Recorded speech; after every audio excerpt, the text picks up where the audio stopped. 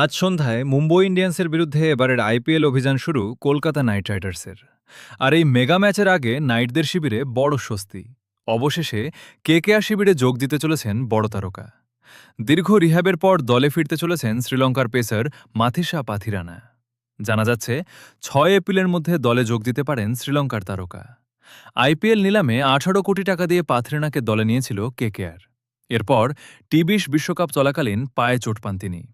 তিনি আইপিএলে খেলতে পারবেন কিনা তা নিয়েও সংশয় দেখা দিয়েছিল। কেকেআর শিবিরও তাঁকে নিয়ে চিন্তায় ছিল। শ্রীলঙ্কা বোর্ডের তরফে পাথিরানাকে নো অবজেকশন সার্টিফিকেট দেওয়া হচ্ছিল না।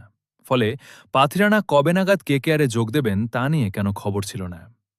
শ্রীলঙ্কা ক্রিকেট বোর্ডের নিয়ম, অন্য দেশের লিগে অংশ নিতে হলে ফিটনেস পরীক্ষায় উত্তীর্ণ হতে হবে।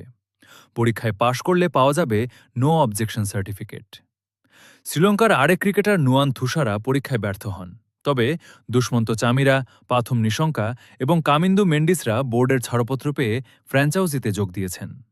আগামী সপ্তাহে পাথিরানার ফিটনেস পরীক্ষা হওয়ার কথা। তিনি নেটে নিয়মিত বল করছেন বলে জানা যাচ্ছে। ভারতের বিরুদ্ধে সামনে সিরিজ রয়েছে, তাই পাথিরানাকে নিয়ে তাড়াহুড়ো করতে চাইছে না শ্রীলঙ্কা ক্রিকেট বোর্ড। দেশের জার্সিতে খেলতে নামার আগে ক্রিকেটারদের শারীরিক সক্ষমতা বাড়ানোর প্রক্রিয়া রয়েছে।